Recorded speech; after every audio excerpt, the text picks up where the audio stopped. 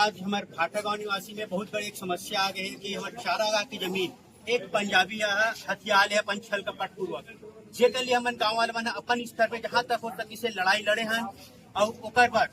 हमन थोड़ा सी नई सुधरी से हमन लग सहायता की जरूरत पड़ी से तो हमन हमार छत्तीसगढ़ी क्रांति सेना के भाई मन कर गए हमारे बड़े भाई मन करा और वो कारण संग आज हमारे बहुत जबर मीटिंग हुई पे जबरदस्त मीटिंग हुई से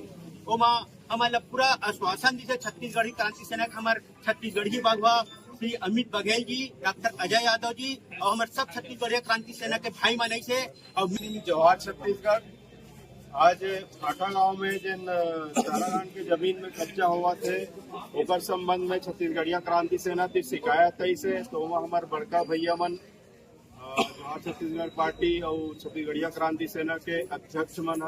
ऐसे और मीटिंग के मीटिंग में रूपरेखा आगे के बनाएगी से तो ये चारागान की जमीन ला हमन परदेसिया मन के हाथ में नहीं जान दन ओमन छल कपट करके हमार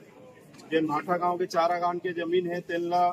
हथियाना चाहते और शासन प्रशासन भी पूरा लिप्त है, पुलिस प्रशासन लिप्त है। तो यहाँ से मैं चेतावनी देना चाहता हूँ शासन प्रशासन और पुलिस प्रशासन ला कि ये गाँव वाला मतलब तंग करना छोड़ दे, नहीं तो छत्तीसगढ़िया क्रांति सेना